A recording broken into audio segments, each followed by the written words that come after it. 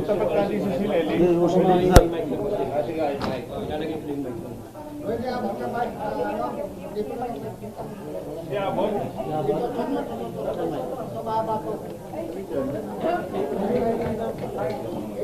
Okay lang. Ibaba na lang natin ito rin. Okay, actually,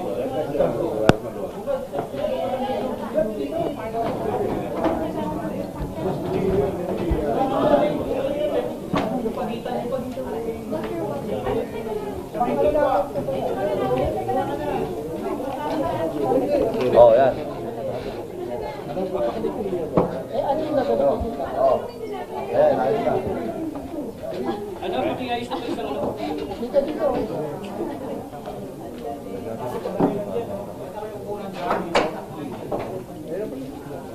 hindi, para alam nyo, hindi bulletproof vest ha. Ayan, ayan o. Mic test. Mic test. Really patches yan.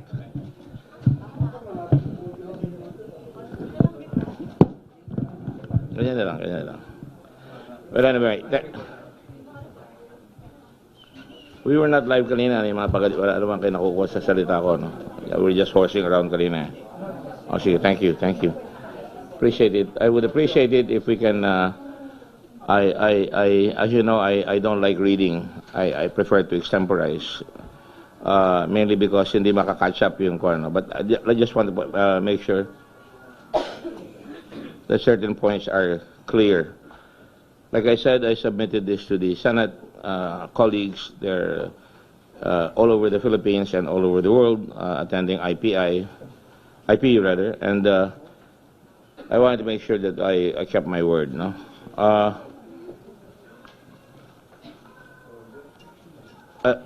when I look around and somebody's talking, alam nyo na nadidistract ako. Please, pagbigyan nyo na muna ako.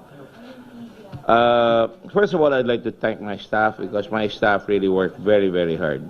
We've been keeping late nights, gathering all the data, making sure that it will be clear to the public, malilinawan ng tao. Pangalawa, today is a game-changing day, hopefully, because this is the first time we are going to have a Blue Ribbon activity that really unmasked the operations of the Ninja Cops. Something that was whispered in cafes or in salons na nangyayari ito,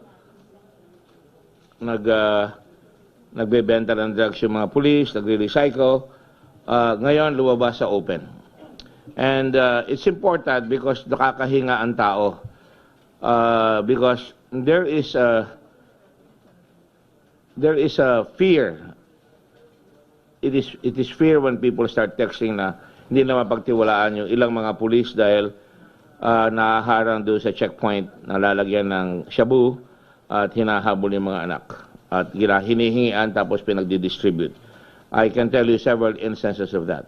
That's why the Blue Ribbon Committee and the Justice Committee, as well as the entire Senate, are all together foursquare in making sure na lumabas ito. So we're very, very thankful, especially to General Magalong.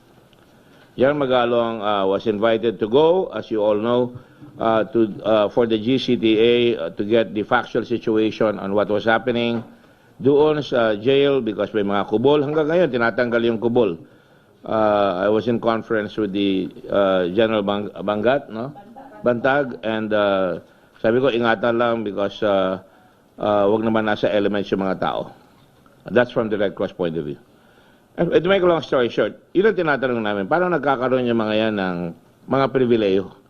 It seems everywhere we go, may pribileyo, may chosen few that gets away with anything in the police, in the Bucor, in government, and everywhere. And that's why the Blue Ribbon Committee was precisely created by the Senate to really talk about, and you all know, ang jurisdiction namin is accountability of public officers and to make sure that we fight malfeasance, misfeasance, non-feasance. We are not able to file cases. That is not our task. Whatever is reported here, as you all know, nag-take ng oath lahat ang mga testigo, lahat ng senador ay nagtanong, sila Senator Drilon, abogado yan, Senator Lacson, a seasoned policeman, at saka si Senate President Soto with all his experience, papasalamat ako sa kanila, and all the other senators including Tol Tolentino, even Amy Marcos was there, and Senator Gatchalian, si General Bato, at saka sila Senator Zubiri, they were all there. Now, having said that, tulong-tulong yan because there is this tremendous concern by the Senate na dapat ilabas. Kaya I thank the Senate President because sabi niya, go ahead, we have to put this out in the open. And that's what has happened here. So today, let me go on and say that the message here is kung may magsasalita, may mararatnan. Especially kung natagpuan nila katulad ng Senado. And thanks to the media, to all of you, nakalabas sa media, walang pirapara at lahat ng mga tanong, natatanong, lahat ng sagot, nare-record, lahat ng mga reaction ng mga tao from the General Albayalde to all the other generals, the media can see what is in parang a courtroom. Yung kanilang galaw. Malalaman kung, mararamdaman kung merong nambobola, merong nagsisinungaling, kanya-kanyang kuro-kuro yan. So today, I'm happy to tell you that we have finished the first part of the report. Meron pa kasunod dito dahil hindi pa naman tayo tapos. Meron pa tayong hinihintay na mahuli sana uli si Johnson Lee, nasabi nasa Korea na. Mahuli sana si Ding Wen-kun. I got that right. And of course, mahuli sana si Roland Santos na hindi nagpapakita. Hindi ba kayo nagtataka? Yun lang ang taong hindi nagpapakita.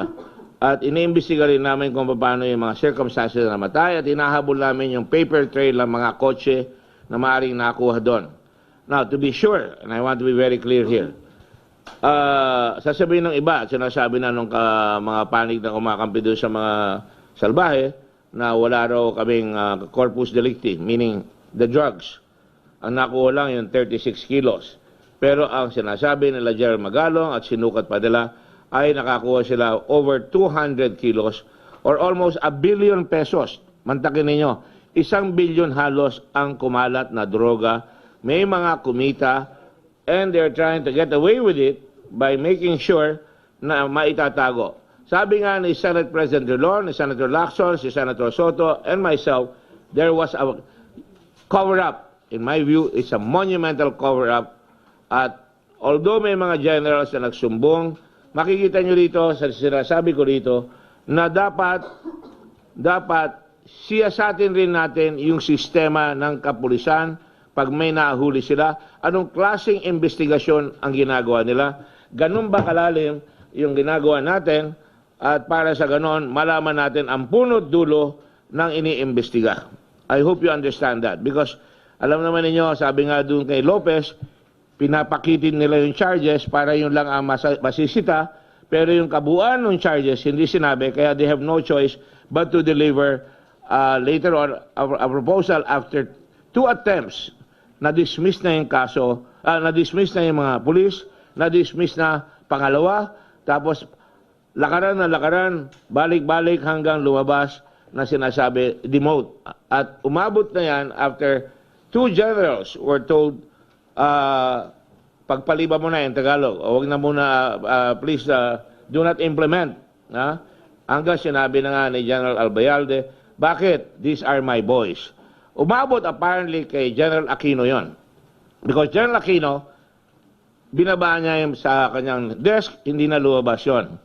At nilipat nila sa Mindanao yung mga tao, which is wrong. You heard me. I do not believe that people should be transferred. I think they should be either suspended, take their weapons out, take their badges out, and make sure na hindi gano'n, hindi tatapon. Because pag tinapon mo, maraming mangyayari. Hindi na makakabalik magtestigo, o maraming may mangyayari doon. Yun. At the same time, lumapit kay General Lacadin, who was the regional commander. Remember, by this time, Albayalde was already a 2-star general, outranking his former upperclassman. So, ngayon, mas malakas na ang loob niyang makiusap, and that by itself is wrong, and I will come to that later. Gano'n rin kay Lacadin, sabihin nila ka din, ag-iimbestiga ako, kung wala kang kasalanan, huwag kang matakot. Pero biglang sinabi nga sa telepono, sinabing gano'n na konti lang naman ang nakuha ko dyan. So all these things form part of the system. Ako I attack it micro and macro. The system is severely, how would I say it? The system, there's something wrong with the system. Dapat mabilis ang sistema, kompleto ang ebidensya, at dapat tatapusin. Now remember, this went over a 3-year period. Hilahan ng hilahan, dismissal, demotion, and 3 years. Bakit? Umabot pa hanggang camp cramming report ni Petra Santa at nagstagal doon ng almost 16 months. Now, can you imagine, paano maniniwala ang tao na talagang gusto lang masolve yan kung talagang 16 months ay hindi lalabas? Sa basketball, freeze the ball. Kaya lang mabuti pa sa basketball, may 24-second rule. Dito hanggang gusto. Nagkaroon ng order later on na ibalik uli na pwede na mag-order ang region command. Pero actually, they didn't have to do that because under the law, local government code, the chairman, the director general of the PNP and the regional commanders can remove policemen summarily.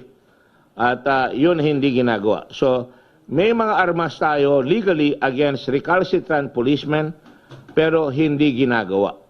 So the long and the short of it is the system is wrong and it is now time to change that system. Now, let us now go to the matters at hand. In the matter of, kung may masampasan ako, you can ask as many questions as you want later. On the matter of the raid, lumabas ito nung when General Magalong, now Mayor Magalong, said in the committee, both in open hearing and in executive session, na hindi lang yan ang problema, meron tayong problema because meron silang sinatawag na agaw bato. At sinabi niya na ang involved ay ang pinakamataas pa na general ng PNP. We took that at face value. We took it with questions in our minds. Nagtanong lahat. Makikita nyo, lahat kami conflicted. Ako conflicted. Kaibigan ko naman si General Albayalde, no? Hindi naman, wala naman masamang ginagawa sa akin yan. Ang isang tama niya lang, nung tinanong ko siya, talaga ba may drugs, walang drugs doon sa Cavite? Sinabi niya, wala sir. Pinipilit ni Aquino may drugs, pero sinabi niya, wala sir. Sinwipe namin yan. Sabi naman ni Aquino, meron sir, umupo yung aso. Pero nung inimbestiga namin, nakita namin meron talaga. So yun lang ang tama sa akin ni General Albayalde at hindi napipigil, isa pa, dadagdagan ko na ngayon, on my toes, isip ko, hindi napipigil yung riding in tandem. Tuloy-tuloy ang riding in tandem. That has to be addressed. Having said my commercial against riding in tandem, I will now go to the point naman na nung lumabas na yan, ang sinabi ni General Magalong, Mayor Magalong now, ang sabi niya meron ganon at nagkaroon ng illegal raid, illegitimate raid. Hindi sinunod yung batas na ng dangerous drugs law at saka yung chain of custody na dapat, kaya ginawa yan, pinapaliwanag ko sa publiko ito, na kaya meron tayong chain of custody, meron tayong drugs law, na pagka nakahuli ang drugs, may proseso. Una, para hindi marirecycle yung drugs. Kaya dapat within so many, pag nakita na yun, dumating na sa court, kagad dapat sunugin. Pangalawa, dapat sinusundan yung chain of custody para hindi lang may bebenta, para maganda ang kaso sa husgado. Now, bihirang-bihira ang, I would say, in many of the cases na di-dismiss because hindi sinusunod yung chain of custody. Panahon na para balikan yan at ayusin yung batas na yan at make sure that the PNP and the NBI and anybody involved in drugs ay mahuhuli yan properly. Now, nung umabot na yan dyan, sabi ni General Magalong, maraming ang order niya galing sa pinakamataas, General Alan Purisima, Chief PNP at that time. Tingnan mo nga, yan nangyari dyan, mukhang nagkaroon na nakakabili ng maraming kotse, yung mga pulis natin, may mga pera, etc., etc. And that's why nag-investigate siya. Magkasundo pa sila ni General Magalong at saka ni General Purisma. Nagkaroon ng iringan yan nung umabot na sa Mamasapano. At nung ginawa ni General Magalong yan, patunayan nila, nagkaroon sila ng committee na headed by General Ferro. Panay General yan, ha? General Ferro and an investigator named Gonzales. And when he did that, nakita niya na talagang lukuhan ang nangyari. Because ang nangyaring lumalabas ay, eto, nagpalit ulo. May side siya, no? Hindi ko na pinuntahan. Makikita nyo dyan, may side sila Albayalde, may side, may kontra yung group, pero ito na yung findings namin. Nagkaroon ng palit ulo. Right? You can have a copy of that later on. Nagkaroon ng palit ulo. Can you imagine, in the annals of our police history, hindi lang pala nagpapalit ng ebidensya, palit ulo. Because napatunayan, and again, dinala ko pa yung mga pulis dito, yung nakita doon sa husgado na dinismiss yung kaso kay na pinalitan yung ulo ni Lee at pinalit si Ding Wenkun. Sabi, hindi yan ang hinuli, sabi ng korte. Kaya di-dismiss ko yan. Maling-mali lahat yung procedure niyo. Yung ginawa niyo, puro kalokohan, sinabi niya. Nasaan yung sinabi ng court? Yan, papakita ko sa inyo yung sinabi ng court. Ang linaw-linaw. At makikita nyo, sinabi ng court dyan, hindi si Ding Wenkun yan. Pinalitan nila at ang nangyari,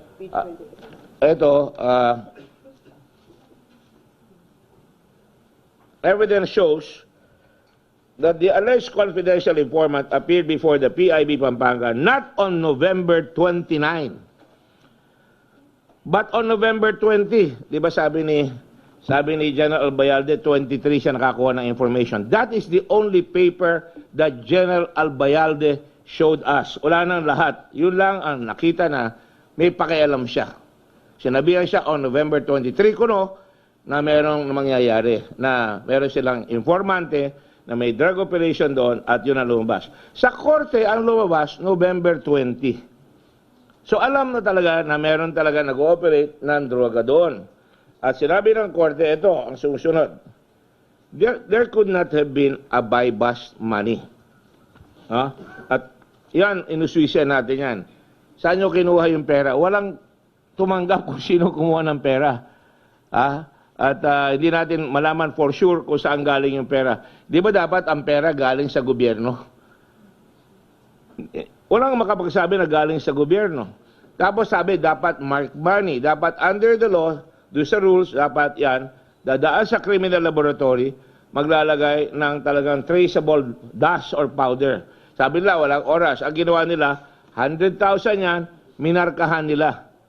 Isa-isa. Alright? And then, sabi ng korte, babalik ko sa korte, ang sabi, the irregularity of the arresting unit's coordination with the PDEA smells of a cover-up. Korte na ito, ha? Korte na ito. Bakit cover-up? Hindi naman nila sinamahan ng PDEA. Napatunayan yan. Pati yung papel na pinirmahan, ludicrous. Kaya nung hinarap natin yung PDEA, anong pangalan nun, si babae, abiso, sabi niya, tinawagan lang ho ako. Sinabi lang may raid, tapos na ang boxing, wala nang ginawa. Alright? So talagang, makita nyo, inaayos after the fact. The inventory and marking of the Shibu was highly irregular. There was no buy-bust operation. It is obvious that the weighing scale was planted. Bakit planted? Iimbita ka ng tao, magbebenta ka ng 100,000, drug lord ka, unang-una hindi ka panipaniwala na drug lord ka, pagpapapasok ka ng tao for the first time, magdadala ng 100,000 pesos para bumili ng drug sa iyo. Hindi ginagawa ng drug lord yan. Sabi nga na lahat ng pulis at barihin ko, doon ka na lang, punta ka doon sa mall at doon tayo magpalit, mag-aabutan tayo. Nakita nyo, ganoon lang kalaki yun pakete. Pagpasok, di umano, nakita rin nila ang daming drugs na ginagawa ng Chinese at meron pang weighing scale on the first floor. So hindi ka panipaniwala na papasok yun. Hindi kilalang tao, mga pulis kuno, papasok doon, na kunyari bibili at papakita lahat yan. So hindi ka panipaniwala. So nung makita yan, eto na, sabing ganon. The chain of evidence for Shabu alleged to have been bought from accused Roel Cabag is broken. Yan ang isa pang nangyari dyan. At, saan ba yung akin dito? Ito. Let me just make sure that I have it here. Ito yung court order, at ang sinabi nga dyan, nag-conclude sila dahil wala talaga yung pera, wala talaga yung sinasabi ng mga drugs, masama ang pag-handle. And then finally, nag-conclude sila, hindi ko pwedeng kasuhan itong si Wongkin dahil nagpalit ulo nga. So having said all that now, in our investigation, dumating yung mga pulis ng Mexico. Because ang lumabas dyan, pinuntahan nila. Now, ang tanong, let's go start from the time that they were going to conduct the bypass kuno. At ano ang pananagutan ni Albayalde at saka ng mga pulis? Saan kayo makakita, nakalagay sa batas, kailangan may prior conference muna. Saan kayo makakita na hindi masagot sa atin kaagad at pabalik-balik, sino ang may-ari niyang bahay na yan? Ako, tinawagan ko kaagad yan, ang sabi sa akin, sino may-ari ng number na yan? Ang sabi, si Johnson Lee. At umabot siya hanggang 2018, nagbabayad siya, ganun karami ang pera niyan. 2013 nangyari yan. 2018, nagbabayad pa siya ng renta doon. At pagdating doon, ang sabi ni Juan, kaninong bahay yan? Ang sabi ni Colonel Baloyo, ang sabi niya, una sabi niya kay Wongkin, Ding Wen Kun. At hinabol ko siya doon. Until finally, sabi niya, hindi niya kabisado na si Lee ang may-ari, no? Ha? Pumasok pa siya na invoke my right against self-incrimination. Sabi ko, too late. Too late. Sa kayo makakita, papasok siya dyan, malaking drug lord, which was confirmed to both Senator Dulon and myself by no less than General Aquino, na yan si Lee ay kasama sa malalaking drug lord. Papasok ka doon, ang dala mo, 10 pulis na pistola lang ang dala, hanggang umabot sa nakakatawang sitwasyon, hindi nga nakukuha ng iba, na napalagiran yung 10 pulis ng 2 security guard. Una, hindi ka panipaniwala yan. Gawin na security guard yan, babalikan ng pulis kaagad yan. Papatanggal ang lisensya, maraming pwede mangyari. At pagdating nila doon, ano nangyari? Lumundag na bigla yung si Lee. Sabi ng mga barangay officials, he ran, nabot nila half naked, nagmamakao at tulungan, nagbibigay ng pera para dalhin sila. Dinala, marunong yung mga barangay, dinala nila sa Kafgu. At doon dumating yung pulis. Pagdating doon, tinawag yung mga pulis sa Lakeshore, sa bahay. At may kagulan raw, na siguro sabi may nagre-read. That was about 10 o'clock in the morning. Morning yan. Pagdating nila, nakita nila sila Baloyo doon. At pagkatapos, bumalik sila, kinuha nila si Lee. Pagbalik nila, kinuha ni Baloyo si Johnson Lee. Kinuha pati Fortuner ni Baloyo, ni Mr. Lee, at dinala. Yun na ang mga 5 hours na hindi na nakita si Lee, hindi na nakita si Baloyo. Nagpunta yung mga pulis ng Mexico, Pampanga, then inutusan sila, dalhin nila si Awi, yung unang kasama doon sa pag-raid, at hindi nila nakita si Baloyo doon, hindi nila nakita si Lee. At later on, sasabihin doon sa korte at sasabihin sa atin dito sa open hearing, nung pinakita natin ang litrato, mabuti nga sa korte na andun pa noon si Ding Wen Kun, sabi ng mga gwardiya at sinabi ng mga barangay, hindi po yan yung binigay namin. Sapagkat talaga naman hindi yon. Ang kinuha nila ay si Lee. Alright? Now, ang daming nangyari dyan sa loob ng paghuli nila. At makikita nyo, yung pagpasok dyan, ang dami-dami nilang nung tinanong ko, paano, di ba meron tayong nakalagay dyan sa bypass, dapat may security, may recorder, dapat may camera, kompleto yan, no? Diyan ba yung lisahan, pinakita nyo, yung mga, pakita nyo dyan. At pagkatapos, wala silang nagawang ganon. So, ibig sabihin, talagang hindi bypass. Ang talagang pakay ay mango-hold up, mango-hulid up, no? At yan ang ginawa nila.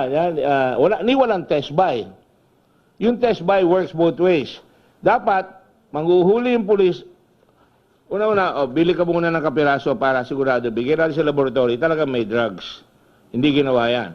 Yun naman drug lord, ang taka naman ng drug lord na yun na hindi nila kilala, magbabayad, papapasukin sa bahay nila at magbibigay sila kagad ng droga at nakikita pa pati yung weighing scale, nakikita lahat yan. To make a long story short, talagang hausiaw, lutong Macau, no? So, anong nangyari pagkatapos dyan, ay naglundagan na, inabol na, nung nawala na si Johnson Lee, at nung inimbestigahan nila General Magalong, kami inimbestigahan namin, bubuti nga kami, nahuli pa namin saan napunta yung Fortuner. Ito ang mahiwaga. Yung Fortuner, binenta sa isang police operative sa PASG, nangangalang Cura, Efren Cura. At siya una nagbenta, at nung binenta yan, later on in the month, binenta ng 3 beses on one day sa 3 different persons, nagta-transfer. Sa kanya, tapos 2. Later on the following month, binenta na naman yan hanggang 3 beses na naman yan, nagbenta kasama yung 2 bago, at pagkatapos napunta doon sa babae na kinuha pa namin ng helicopter sa Pampanga na nagtatrabaho sa pag-ibig, no? So, tataka kayo, nakuha yung, ang nakalagay doon, binenta ni Lee kay Cura. Nasa si Cura? Patay na si Cura. Ayan, no? Binenta Johnson Lee to Efren Cura on March 18. Tapos March 18, Cura sold it to Tedco. And then 2015, Tedco to Virgilio David. December 3, parehong days yan. 2015, Virgilio David to Ami Gopez. 3 beses. Meron pang isang set dyan na 3 beses. Hindi nyo nilagay. 3 beses yun. In one day, nagbebentahan sila in one day. Pwede ba hanapin nyo nga lang? Ha? Oh, yun. 3 yun, no? Hindi. Gopez is the last one in the line. Don't argue with me. Alam ko yung ginagawa ko. Andun yan. Alright? Now, to make a long story short, nakita nyo talagang it was a comedy of lies and errors. Hindi errors yan, sinasadya eh. So, anong nangyari, nung nag-imbisiga si Magalong, na-discover niya ang tunay na nangyari. Nagawa pa sila ng reenactment. Mahusay rin yung mga pulis, and that's where I come in. Ang nagsimulang magpa-imbestiga, Chief PNP. Inimbestiga ng region. So they were doing their job up to that point.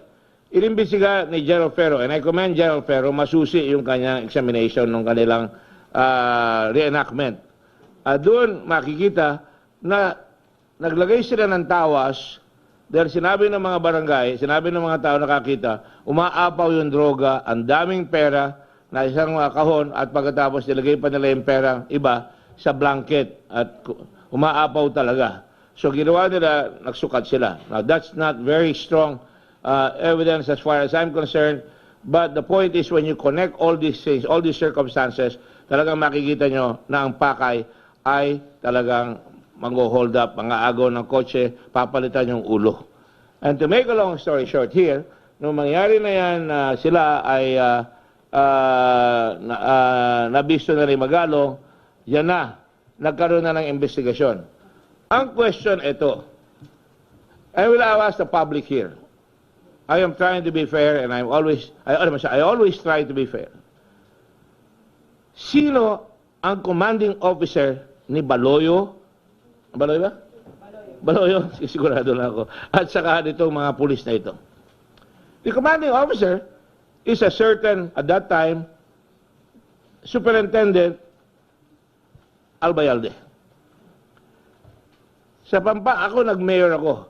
Hindi makakagalaw ang pulis, lalo na yung intelligence officer. Pinaka-importante yan. Sila nagsasabi kung may operation, sila nagsasabi may rakita. And makikita nyo, akin na yung papel, sinabi ni Albayalde, ito, November 23, sinabi niya na andun yung, nalaman niya, yung, kanina binigay ko na sa inyo yan eh. Ito, November 23, nakasulat dyan, na sinabi sa kanya na merong operation, merong nag-ooperate ng drugs doon. November 29, they conducted the raid. So that means, nagre-report sa kanya. After that, wala nang papel tungkol kay General Albayalde. Wala na. Now, he is the one in charge all the way while this was all going on. Pumutok na. Nagkaroon na bigla ng investigasyon from General Burisma, General Petrasanta, General Magalong at the time, Pero wala na tayong narinig. Pero ito ang masakit. Bakit hindi kumikibo si General Albayalde at that time? Wala siya sinasabi.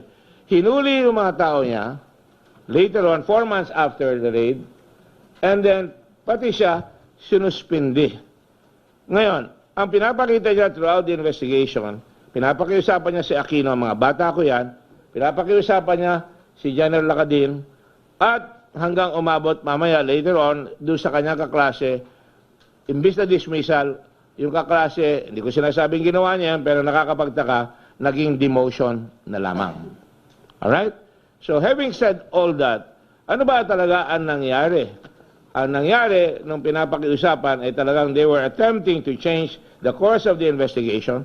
There was in fact a raid on the 29th na sinabi ni Baloyo sa amin ni Senator Lacson, nagsimula yung raid alas 2, dumating, umabot ang alas 4. Ito pa nakakatawa. Oh, sino ang lookout mo? Siyempre may lookout. Sabi ni General ko, siyempre police si General Lacson, Senator Lacson. Sabi niya, ito si Laksamana. Sabi ko, tawagin si Laksamana. Pagharap ni Laksamana. O ikaw ba talaga ang lookout? Hindi po. Sagot. Kasama yan, ha? Hindi po. Tapos, bakit hindi po? Sinabi nito si Colonel Baloy, nandiyan ka. Sabi, hindi po. Hindi po ako pumasok nung araw na yon. Absent po ako. So, even, talagang walang tigil yung komedya. Talagang tuloy-tuloy. Now, ang tanong ko, in all these things, pag nakahuli ang pulis, meron ang commanding officer, magyayabang ka agad yan. Boss, nahuli na namin. Ang commanding officer, may raid ka, at taling mo, mag-ingat kayo dyan, ha? Kompleto ba ang gamit ninyo? Meron ba kayong camera? Ay, sinusunod nyo ba yung patakaran dito sa bypass operations? Nakipag-coordinate na ba kayo doon sa tinatawag natin yung PDEA? At yung mga piskal, tinawag nyo na before the raid, tinawag nyo na yung mga barangay captain, tinawag nyo na. All that did not happen. So dapat, hindi ba incumbent upon the provincial director na pakialaman yan? He did know such thing. Ano ang ginawa? He signed an order promoting and commending all of them. Alright? Para bang walang ginawa mali yan. Tama yan. Bago sila chinarge. Kaya nga pumalpak yan. Ang masakit doon, yung kanyang order and commendation, pinirmahan niya yung order, he was giving a commendation to himself. Saka kayo makakita, to me that's ludicrous. Bakit mo bibigyan ng commendation? Sino dapat ang magbigay kung talagang nagawa? Yung commanding officer, yung regional director na sabi, good job, ikaw ang provincial commander, good job, mga tao mo yan, good job. Hindi, siya ang pumirma at binigyan ng commendation lahat. Then, the whole wall caved in. Inimbestiga na sila, nalaman na maraming nangyari, and then to continue, and you can ask questions later on, I'm sure you'll ask questions. Nung nangyari na yan, ayan na yung pakiusap kay Aquino, kay General Aquino, sabi niya, sir, hindi ko mapipirmahan yan, siguro ang pinagsabi niya, pero ilalagay ko muna sa desk ko, pero lahat yan papadala ko sa Mindanao. Which prompted actually got my dander, because sabi ko, bakit dadali sa Mindanao? Kawawa naman ang mga tiga Mindanao. Bakit nyo ilalagay? And that is one of the recommendations. You do not transfer the problem. You try them, you suspend them, and you remove them, disarm them. You look at all the laws in America and all the other countries, they take out their policemen, they take out their firearms. Even here, sa plebs, tatanggalin yung baril mo at tatanggalin yung tsapa mo, hindi ka police habang ikaw ay binibistahan. So what happened? Dinala sa Mindanao. Saan dinala si Baloyo? Assistant Provincial Director doon sa Zamboanga del Sur. Saan dinala yung isa? Si Joven de Guzman. Ito na, papunta na tayo doon sa masasakit, no?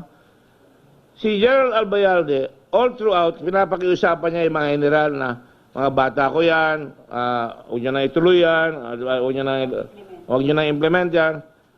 Nung nagtagal na doon sa sa Mandalay doon sa Mindanao, ibinalik ngayon si Colonel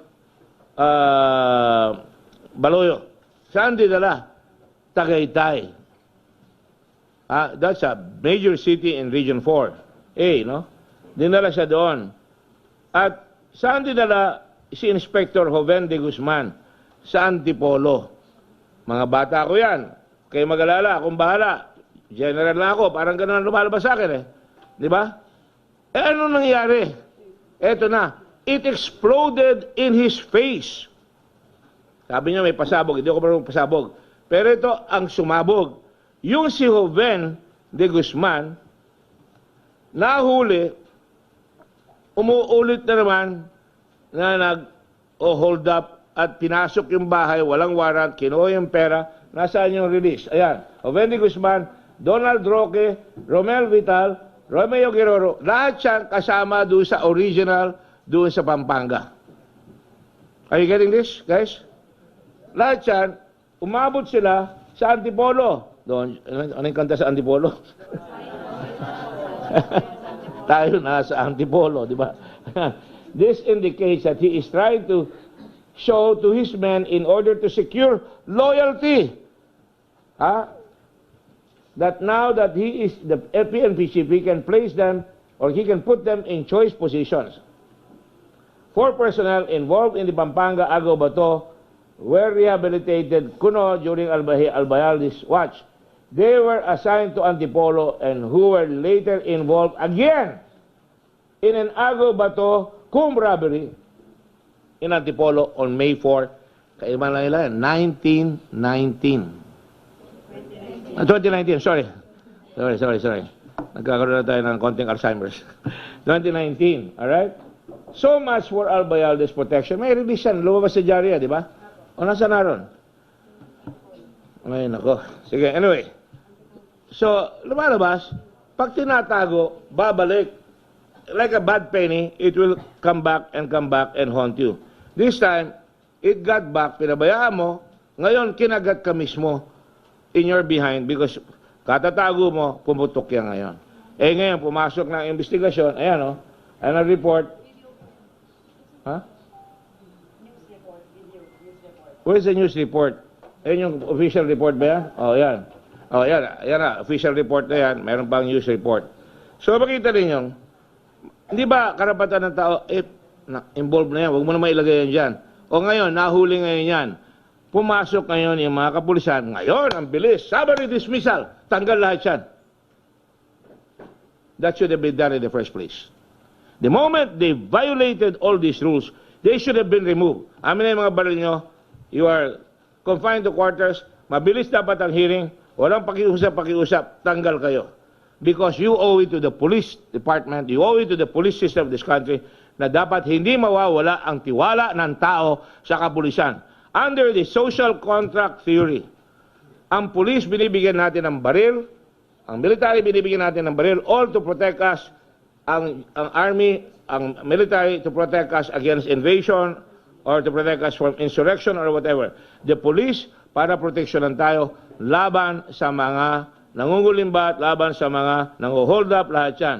Binigyan sila ng baril. Pero, kung yan binayolate, dapat tanggalin and dapat they should be held by a different standard. Tanggal dapat kaagad yan. Not 1 minute longer. Tanggal dapat yan. And what happened? Hindi. Kaya yan, bumalik ulit. And how many times have we heard that happen? Maraming beses nangyayari yung pangyayaring ganyan na bumabalik ulit yung mga pulis.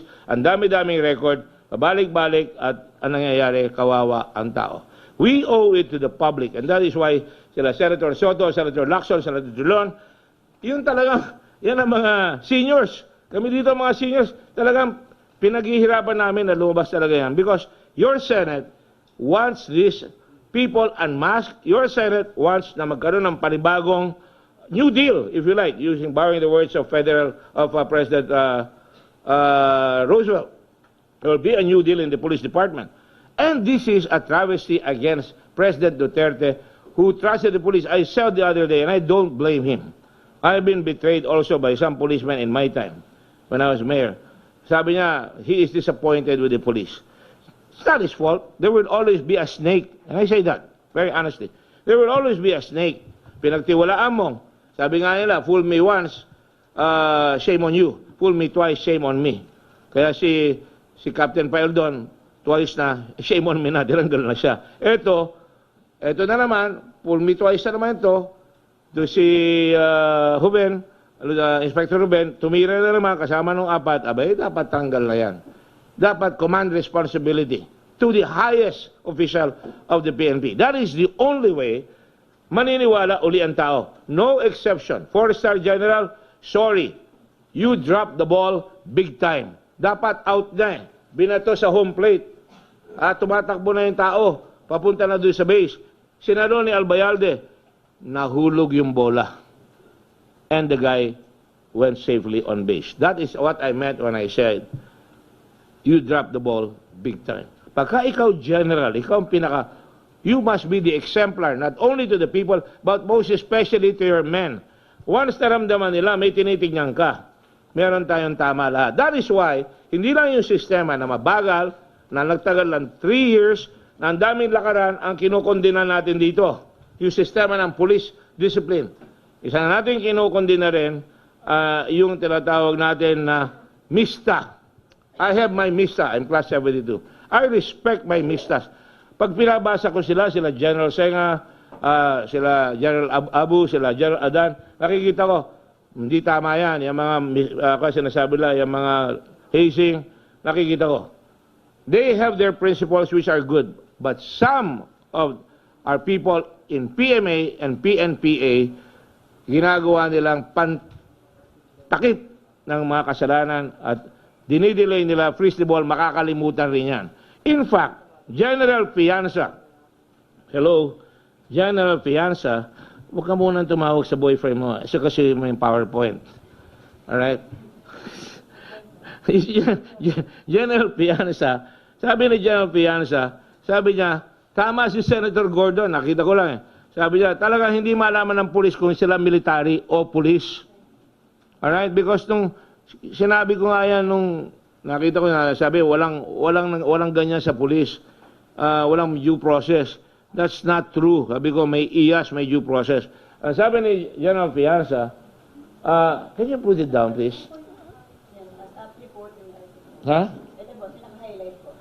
Hindi yung naka-highlight yung buo. Yan ba yung buo? Ano saan yung umpisa?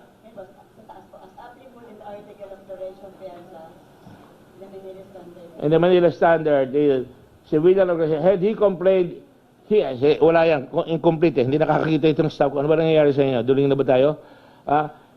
Had he complained, he most certainly would have been in deeper trouble. O, tingnan nyo ha. Had he complained, boss, bakit naman niya ako tinatanggal? Ba't wala akong charges? I have the right to know what the charges are against me, tinatanggal niyo ako. Saka ba't yung tinatanggal yung mga tao ko? Doon pa lang inayos na dapat. Wala kami kasalanan. Alright? Had he complained, he would certainly would have been in deeper trouble. So he simply kept quiet and said nothing. Tinanggap niya. Remember, I asked him, umangal ka ba? Di mo sinabing due process? Sabi nga ni Amy, no, walang ganyan-ganyan. Di ba? Medyo sabi ko, no, that's why we're investigating. Binabago natin yan. So ano sabi? In deeper trouble, so he kept quiet and said nothing. And hope that the issue, tandaan niyo ito, the issue would blow away soon, which was what happened, and he would soon be back in harness. From there, he became colonel, became general, and became 4-star general of the armed forces. He should have done his duty there. His active involvement in the case may result in the discovery of his connection with his men and his involvement in the hold-up. His excuse was therefore, there was no due process because he had to follow orders. But even the IAS required due process. Sabi ko nga, if he really thought that his men were just doing their job, ako na pala yung nagsasalita, hindi si Fianza yan. Ako na yan. Why didn't he actively protect his men in the open? He thought that if he remained quiet, it would just go away. He will fix it later, as he did with Aquino, as he did with Lacadin, and maybe Corpus. Alright? Yan ang sinabi ko. Sa kanya, sa session yan. The best time to fight for his men was on the very first stage of the action. If you are really honorable, you will stand up for the rights of your men in open hearing. But he chose surreptitiously sneaking behind the scene means. Hindi ata nakuha ng kanyan. There is the Cabarro system, Bata system, the mixed structure, the system that requires protection of each other became corrupt. It can be a good system if the tenets of courage, integrity, loyalty, this is the slogan of the PMA. It could be a good system. It was a good system. It still is applied to render justice. but it is an awful system. Masama yan if you get people off the hook even if they do wrong. Yan ang mali. What is most important is Albayalde and other officers in the uniform service, even wala yan, must also be made to realize that his subordinates are not his boys. Hindi niya bata yan.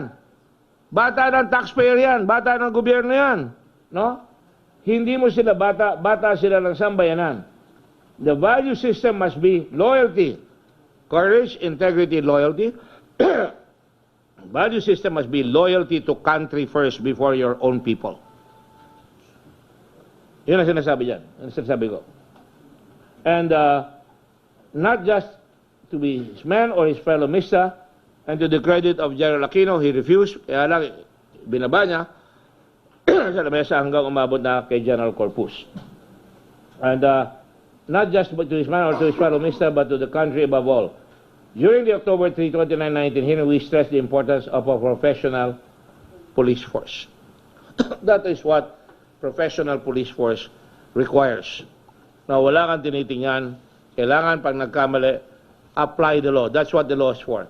Pagka nag-raid ka, follow the procedure of the raid para wala tayong trouble. And if they had followed that, there would be no problem. Make sure you account for the evidence para hindi ka magpagbintangan. Kahit na 1 gramo lang ang mawala, pagbibintangan ka na, sisirain mo na ang kapulisan. Ito, 200 kilo ang nawala. May mga kotse pang di umano na marami pang lumalabas dyan at yan ay hinahabol pa natin. So the long and the short of it is, in the case of General Albayalde, he kept quiet. Remember, we even had Albayalde Day. Because this is your day, sir. Now is the time for you to answer. Ang sabi niya, he concentrated on this. Bakit ako pinagtutulungan? Why is everybody ganging up on me? Ang sabi ko, dapat, ang sinagot niya, sir, nahuli yan. Pananagutan ko yung mga tao ko. In fact, I was there. In fact, sinundan ko yung raid na yan, every minute of it. In fact, nung makakuha na, ano nakuha niyong ebidensya? Report sa akin. Ano nakuha niyong pera? Report sa akin. May nakuha bang baril? May nakuha bang bala? Meron bang ibang nahuli dyan? Yan dapat ang sabihin. No? So, hindi niya sinabi. Hindi niya ginawa. Ang paulit-ulit na sinasabi niya ay pinagtutulungan siya, pinag-iinitan siya, may naiinggit, but he never defended himself adequately. And how could he? Sa parada ng ebidensya, talo siya. The moment lumakad yung mga tao niya, dapat bantayado na yan. The moment nakahuli, dapat bantayado na yan. Kung hindi niya alam noong araw, nung pumutok na general siya nagsasabi, imbestigahin, dapat pinuntahan niya ng mga tao niya. Kayo ba, ginawa niyo ba talaga yan?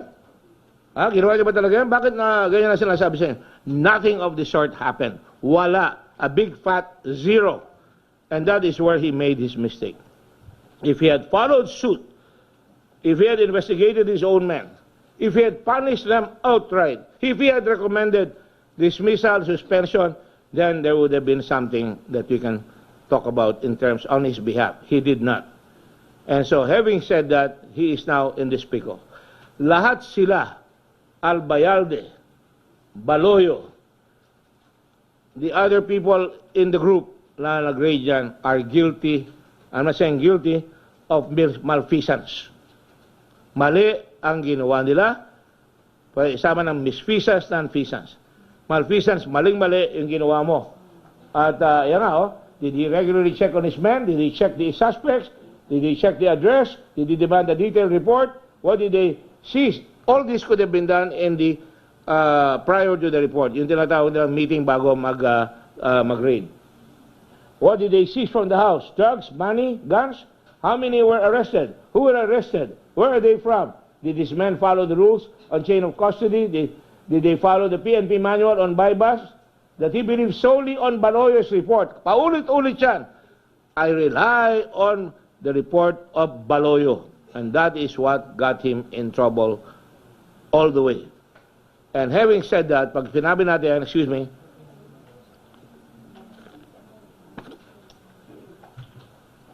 ngayon, yan ang mapapaliwanag. So, tama sila sa Graft and Corrupt Practices Act. Yung paglapit niya, bawal yan sa Anti-Graft and Corrupt Practices Act. yung lumalapit ka, trying to influence, and can I have that please? Ito, Section 27 of RA 9165. Mamaya na, unahin ko muna itong Graft and Corrupt Practices Act.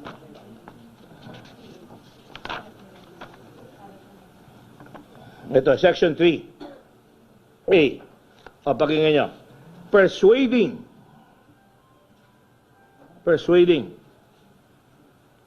Huwag mo na munang implement yan. Sir, huwag mo na munang implement yan. This was a 2-star general going to his underclassman, going to his upperclassman who is a 1-star general. I hope you don't miss that point. He is now 2-star general. Pupunta siya dating upperclassman niya. Hanggang ngayon upperclassman niya. Kaya sir pa ang tawag niya. Sir, mga bata ko yan. And General Aquino, I think agreed if in-reaser niya yung dismissal.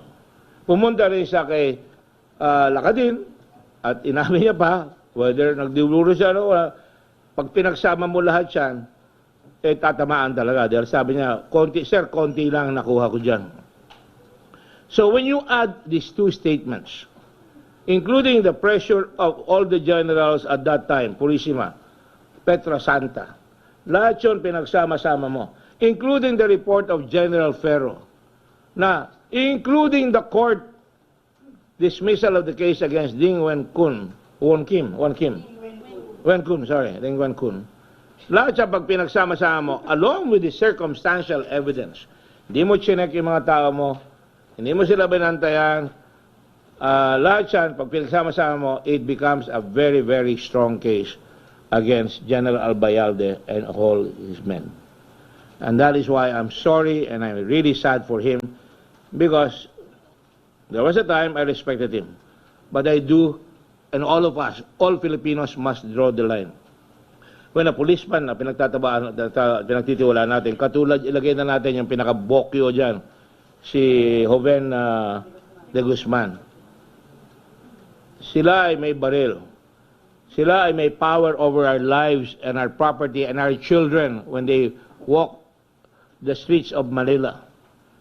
O kaya nagmamaneho. May kapangyarihan niya mga yan. Pag pinabayaan mo na sila mismo kukuha ng drugs at papabenta pa nila doon sa mga tinatakot nila mga bata na nagbigay na ng pera sa kanila, maraming instances na ganyan. Parehong-pareho nito na nagbebenta, pati yung mga drug, mga bata na nahulihan ng marijuana, pabebentahin nila. Kaya it is a rot. It is a pox, sabi nga ng mga British. It is a rotten thing that is happening here. And sabi ko nga dyan, there is something rotten doon sa Hamlet in the streets of Mexico, Pampanga. Imbis na Denmark, doon sa Hamlet. No? So, yan ang lumabas. So, focusing on this guy, may kaso siya, nilipat na naman siya, naging siya ng magandang posisyon. Antipolo is a highly urbanized city. It's a first-class city at the very least. Binigyan mo dyan, nag-hold up na naman, kasama yung 4. So, pagka pinabayaan natin yung mga kapulisan na ganyan, talagang maglalaho ang tiwala ng bayan sa ating gobyerno. Ang pulis ang mukha ng gobyerno sa atin for many of us.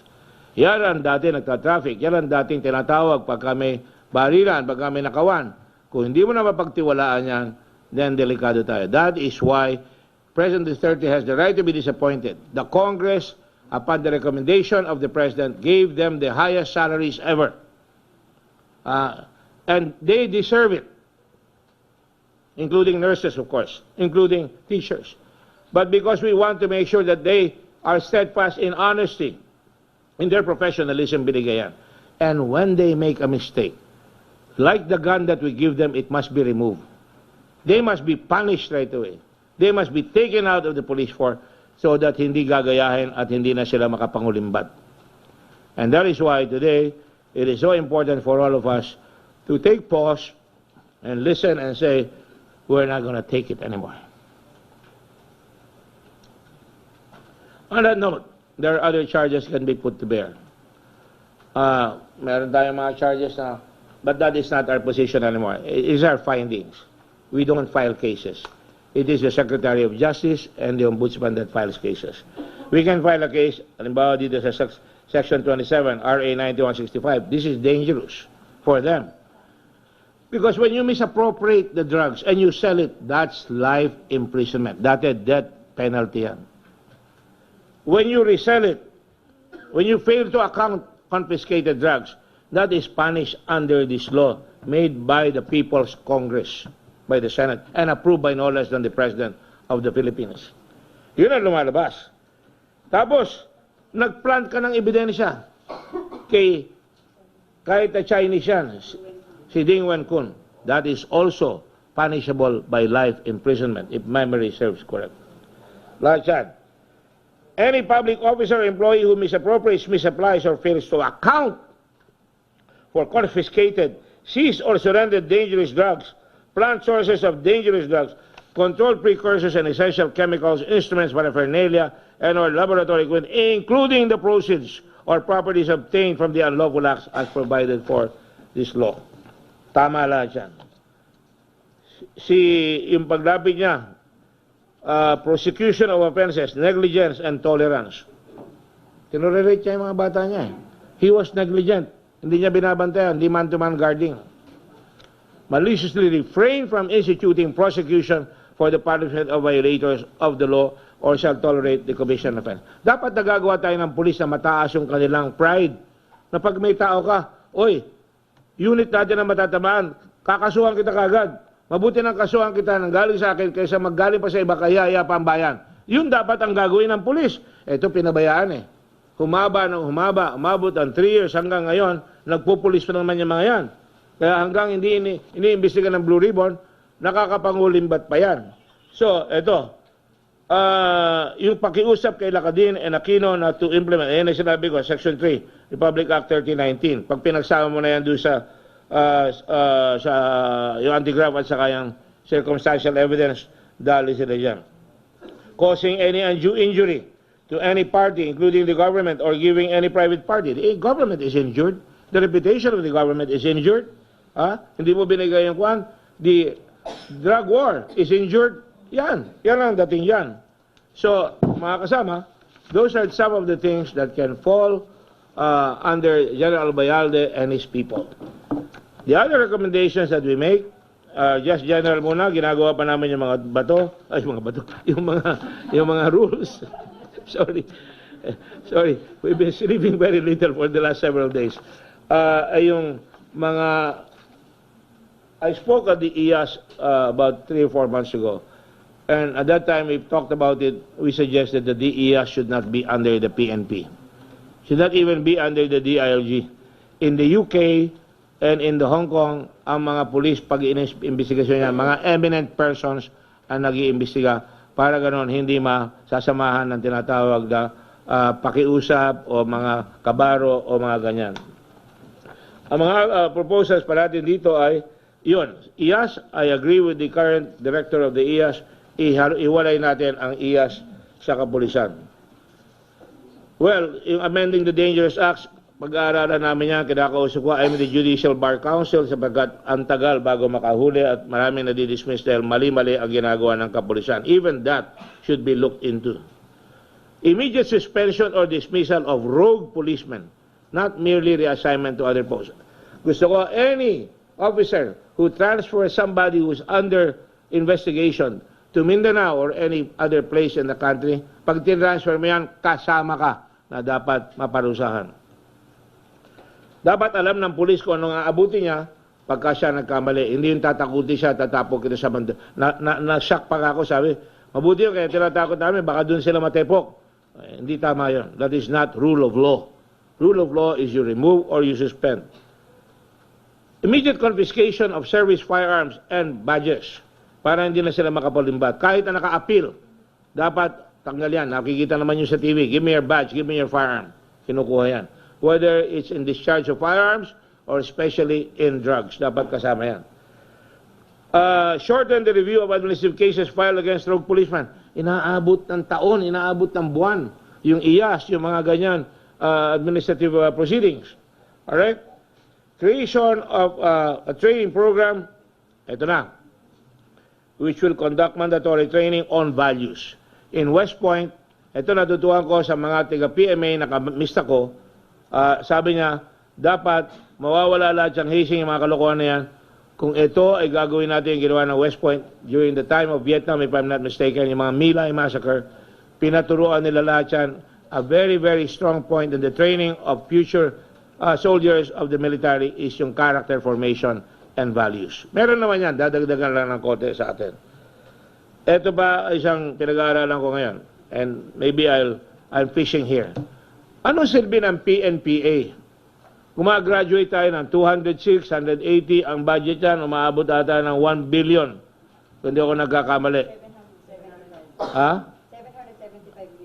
775 million. Meron pa silang ibang pinagkukunan yan, yung Philippine Police College. Sabi sa akin na isang kaklase ko na Justice ng Supreme Court, alam mo, Dick, sabi niya, tanggalin nyo na yung PNPA. Gawin nyo na lang, sorry, baka magalit sa akin si Ping. Ping, hindi pa totoo ito. Ito pinag-aaralan pa natin to, ha? Very clear ako dyan, ha? Gawin nyo lang 4 years college, yung magiging officer, and then 2 years training. Para specific yung training niya, makukuha niya yung whole 9 yards, how to preserve the evidence, how to use intelligence, how to do all that. Then hindi pa tayo gagastos na malaki. But I'm sure we'll keep the PNPA. Pero yung nga lang, talagang parang nakafocus tayo doon sa kailangan natin. But above all, we cannot change the police. We cannot change the government. We cannot even change it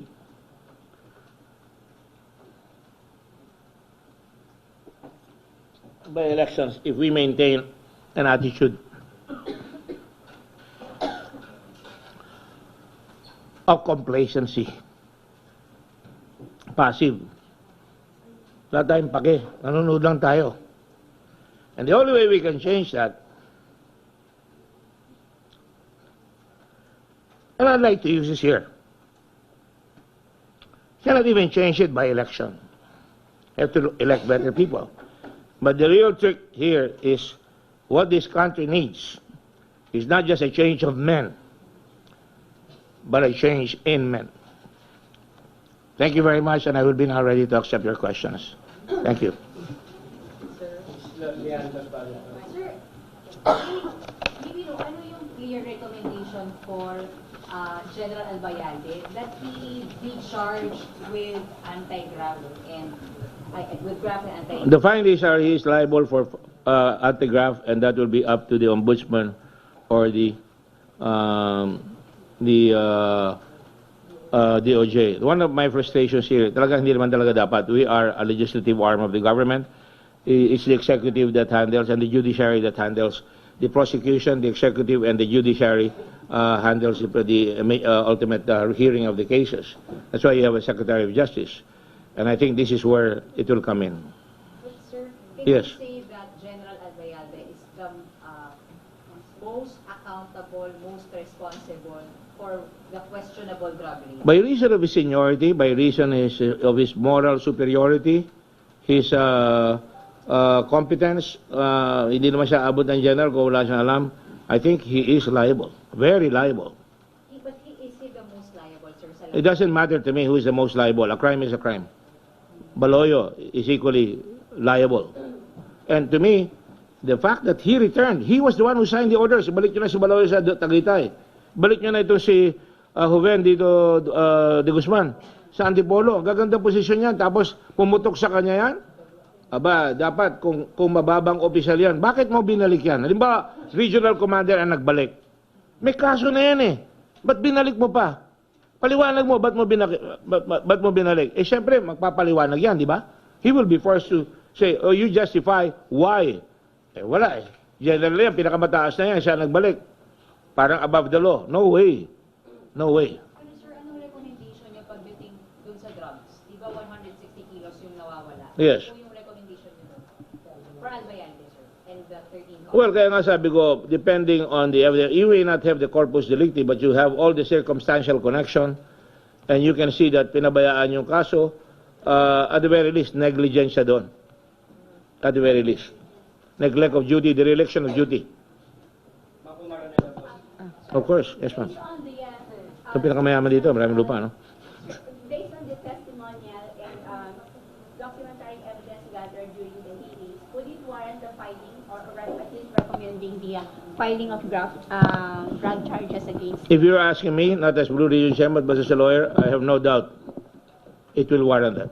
So it would warrant the filing, and he faces life imprisonment. Yeah, for misappropriation of the drugs, for not reporting the drugs, for all that, or for that matter, at the very least, the election of duty, or the other things like yung sa graft and corruption, persuading, influencing. Ano pa isa? Persuading, influencing, and? Ikasambeda yun, no? Hindi niya alam. Sir. Biro lang yun, ha? Hi, sir. Yes, yes, ma'am. Sir, Ito, pinakamasipag na reporter. Talaga, madaling araw nandun pa sa kwarto ko. Go ahead. opo. Sir, klaro ba yung punto na dun sa allegation na nakinabang si General Albayalde dun sa drugs? And how would you describe him, sir, kung alam niya all along yung drug raid? You don't have to profit from it. Uh-huh. It's hard to prove that because nakawala na yung drugs eh. Uh-huh. Diba? Wala na yung drugs eh. It's very hard to say he profited it. But by his actions as an officer, he should have known what to do. He should have from the very beginning investigated. And if he had followed suit, then these guys would not have been able to go in. And he would be safe now. But he did not. And by the fact that he did not, raises millions of eyebrows against him. Why did you not investigate your people? Why did you not say, talaga ba may drugs yan? Nasaan napunta yung drugs? Meron ba kayong baril? I mean, I don't have to outline that again. Pero how would you describe his role here, sir? Can he be considered the principal? Kagabi mo pa ako tinatanong yan. I will leave that to the Department of Justice. Again, personally, there could be ground to be principal. Because malakas sa loob ng mga tao niya dahil nandiyan siya eh. Pero paano hindi lalakas sa loob? Inimbestiga na, may kaso pa, ililipat mo pa doon sa Antipolo, ililipat mo pa sa Tagaytay. Anong ibig sabihin nun? So, sir, paano yung biniweigh yung pong testimony ni General Lacadin na may nakuha siyang kaunti? It is as much weight as Aquino's testimony. It has as much weight as the courts. Sinabi na ito ay hindi bypass, ito ay hold up. And together with the circumstantial evidence, the connectivities therein, mabigat yung kaso. And sir, isa na lang. And tingin niyo, sir, dun sa mga recommendation ninyo against General Albayalde, makukuha niyo yung support ng mga senador para, sir, kasi di ba for it to become a formal committee report, it has to be signed by your colleagues, by the majority of the members. I would say na, by the way, I did this with the permission of the two leaders, Senator Soto. I think he made an announcement that he was giving me the go signal to make these announcements. And Senator Frank Duron, very respected people in the Senate. And I also called Senator Ping. I also called, nakapag-usap kami kahit paano na kung pwede ilabas ko na dahil, and sabi nila, go ahead, we'll back you up. So I'm pretty sure na wala naman senador dyan na ayaw maayos itong kasong ito eh. Maybe kung may kaibigan o maybe mag-abstain, no? Pero I think it will pass through. But even if it does not, assuming the worst case scenario it does not, and with all due respect to my colleagues, I stand by the report. I stand by the evidence that has been collected. These are all evidences that were taken under oath. Nakalap yung ebidensya. The staff, meaning my staff and the Blue Ribbon Committee, nagkasakit na nga si Kwan. I hope he gets well right away. Yung kanyang source started bleeding this morning. Nahihiya nga ako sa kanya because he had to be taken to the hospital. Some of my people have been nursing coughs for the last several weeks. They work hard. And I owe it to them. Thank you, sir. Sila naman.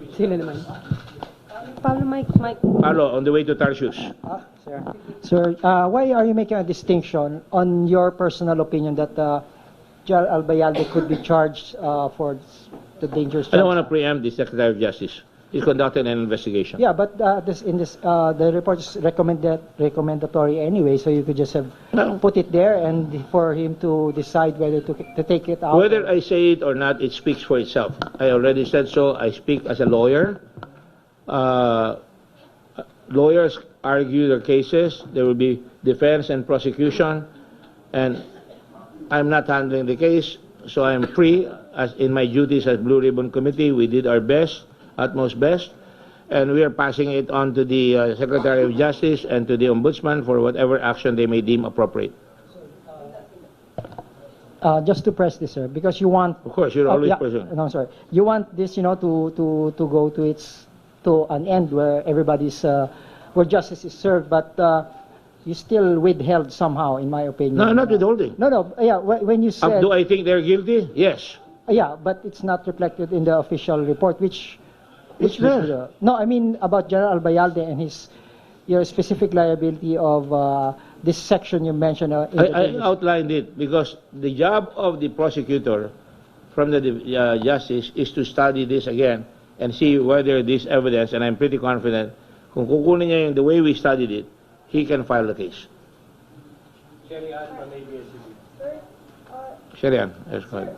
I just need, what is the needed number of signatories? 11 in the Blue Ribbon, and about 5, I think, dun sa Justice Committee. Dahil 9 yun eh. And then for the Senate to formally adopt. Simple majority lang yun. So when you say that you were given the go signal by SP Soto and the other senators, does it mean that andun na talaga how many signatures do you have as of today or support if you have? They gave me the go signal, and I think he announced it to you also, that we can already announce, and we will back you up. I was elated when Senator Giron and I talked. Sabi niya, I will. He even called me because I texted them. Sabi ko, guys, pasensya na kayo. I have to come out with the report. I would like to ask your permission to come out with this, and I will be sending you. That's why nagtagal ako. Ngayon lang natapos yung Xerox. So, inintay ko muna na i-push yung button na naasan sa kanila. And then I said, I have to report already. And sabi ni Frank, sabi niya, Dick, you have my full support. Sir, just to clarify, support, wala pa yung signature itself. I'm not gonna hold into it. The support means support. Labas mo na. Support to release. That means, dapat malaman na ng tao. From SP Soto. Nag-reply. Ito ang sabi ni Gano, you have my full trust, confidence, and authority. Okay to release. And then, sir, Si Senate President Soto. I think I have one with Senator Giron as well. who are the other senators who have also expressed their support aside from Well, sila may siwiwi, lahat sa mga yan. Sa akin kasi, ang talagang people involved, as you know, is the four of us, no? that includes Bato, sir? No, hindi ko sinama si Bato dyan. But I'm sure Bato will vote in accordance to his conscience. And sir, what Kahit na agaw Bato yung kaso. sir, he has already committed his support. Sino? Senator Bato also. From what I hear of General Bato, when I talk to him, sinasabi niya palagi, tama yan, pagka mali. Sabi niya gano'n. But this time around, did he say the same? No. I don't try to fish for what their view is. I try to remain, to get my objectivity. Pagka sinabi sa akin naman, baka mayanig pa ako, hindi na lalakas ang loob ko. Walang lakasan ng loob dito, ano man. Ang tinitignan mo lang yung ebidensya at hand. Sir, just one more Yes, sir. So were you able to forward this report to the President as No. I don't have to. I would, out of courtesy, send it to him. I spoke with Senator Go. Sabi niya, kukunin ko yung report at I don't know if he told me this, but he did tell a senator, ipapasa ko na kay Presidente yan. Hinihintay ni Presidente yan. Yes. Marlon. I thought you'd never ask. Sir, yung tanong lang kanina ni Mangita. Tingin niyo ba, sir, directly nakinabang si General Albayalde, did he directly financially benefit from the drug sting? I have no evidence to that effect right now. But should the DOJ, the state prosecutors, whoever... That's why we have the lifestyle check. The NBI is doing that, and the NBI is under the Secretary of Justice. And he should be pursued. Yes, you have to. In cases like this that involves graft and corruption, you have to do a lifestyle check. Sir, what will happen to Major Baloyan after you have concluded your investigation? No, we have not concluded. This is a suspension. Like I said, meron pa kaming iniintay na baka may bumukas pang iba. We're trying to get all the evidence that we can possibly attain. What will happen then? He's there. The crime of Baloyo is that he was evasive, didn't want to answer questions. That is a crime against the Senate. That is not a crime, but that is, yeah, you can call it a crime. That is an offense that contemptuous. And that is inherent in the power of any legislative body in the whole world. Did General Albayalde try to seek an audience from you, talk to you privately regarding this matter? After every hearing, he would talk, except nung sinabi ko na, yeah, I was kind of disappointed nga. Really. I was hoping he could extricate himself from. Really, that's a fact. Sabi ko nga sa kanya nung una pa lang, lumapit siya sa akin, alam mo, Oscar, sabi ko, hindi mo ba inibistigay mga bata mo? Ngayon, nandiyan ka pa, imbistigay mo na. Ganun rin na sinabi sa kanya ni Senator Lacson, in so many words. Imbistigay mo na, nandiyan ka na sa power eh. Tingnan mo na. Wala. Tapos nung nangyari na yung, nung sinabi ko, this is Albayalde Day, sige na, General, sabihin nyo lahat ang kailangan sabihin. Hindi nagsalita nung ini-expect kong sasabihin niya. And that's not what I want, but to defend himself. But in private, sir, No. Yung mga private namin, yung mga sa mismo Senado, in public, nakikita kami nag-uusap. Even Baloyo, remember, I called him after he was declared in contempt. Tinawag ko siya, in public. Sabi ko siya, ano ka ba? Magsabi ka na dyan ang totoo, at saka sumagot ka. Ikaw may ipit eh. Hinulog ka na eh. Those are my exact words, hinulog ka na. sa former COP, sir, di ba, ng Olonga po? Kayo ba Yeah. nag-check kayo kung baka may sumabit din siyang tao or even him during that time? There was a, pinapursue ko pa yun, hindi ko dapat sabi sa inyo. Meron isang police na sinabing nagkalat nung droga. Sila nagkalat ng droga. Macom, then followed by George. Ang una sabi, Olongo po, pero pinag-check ko pa. May lumabas sa, remember umabot na kami sa Negros. Yung si Maharlika, di ba? Dinala namin yan. Tapos, itong isang ito, kung makukuha yan, malaking bagay yan. It's now time for us to really clean up. Dapat matakot lahat o mag-respect lahat ang kapulisan. By the way, I want to emphasize this. I think there are many more policemen, many more PMA graduates, many more PNPA graduates that want to do a good job. But again, kung minsan may mga pressures, there are those who can resist pressure, there are those who cave in. That's life. Macom, Clarification lang.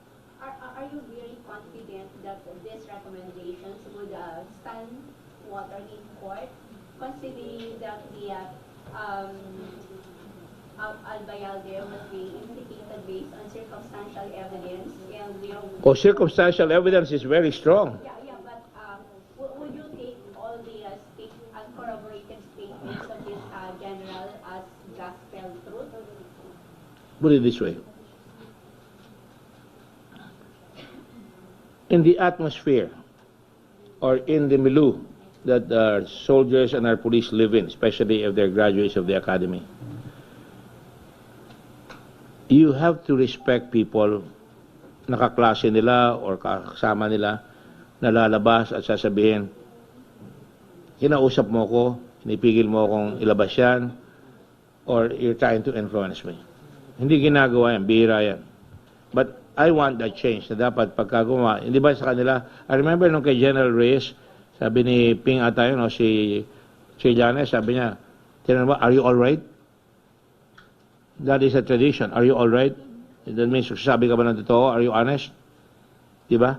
So, maraming good values sa PMA. Kaya lang, pag kami humihiwalay, dapat tamaan yan. I am very confident, you know why? The court has already said, hindi bypass, hulid up yan eh. Generals have come forward and swung their bats. Imagine, sabihin mo, sinabi niya sa akin konti lang naman nakuha ko dyan eh. Sir, parang may familiarity. Di ba? Pagkatapos, yung lahat ng, hindi ko maintindihan, matagal rin ako nag-mayor, pero ako pakialamero ako, ano nangyari doon sa raid?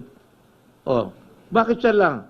You go back, sino nag-deliver ng marijuana sa Olongapo? Saan kinuha yan? Sa bus, sir. Sino kinuha nyo sa bus? Ito, sir. Saan galing? Binabaho sa Kabalan. Sino sa Kabalan? O, pagkuha doon sa Kabalan, saan galing sa Baguio yan? Tatawag na ako kay General Ortega, kay Colonel Ortega. Ako yan, mayor ako. Ito, napakalaki ng drug haul, 36 kilos. At hindi ko matanggap. Hindi ko talaga matanggap. Sabi nila, tradition raw yan. Hindi tradition yan. You do not sign a commendation to yourself. You wait until the generals, they have a commendation board who will say, bigyan ka ng award. That is why during the Vietnam War, when the Iraq War transpired, sabi ni General Colin Powell, we are not going to give medals just like that. It becomes meaningless. George from CNN. Yes, Macon, one more time. Yeah, follow up. Excuse me, Macon. Ha? The commendations given after the bypass. How do you see it? It exploded in their faces. Yun lang eh.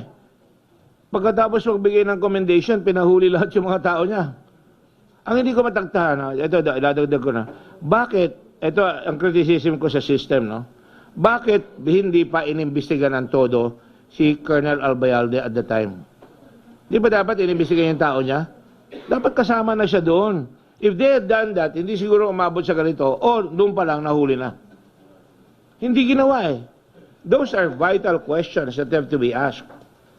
And if I hurt the family of General Albayalde or any of these people, wala akong personalan yan. I'm just doing what I've been trying to do, what is expected of me here, and I feel for you, but we all have to do our duty here.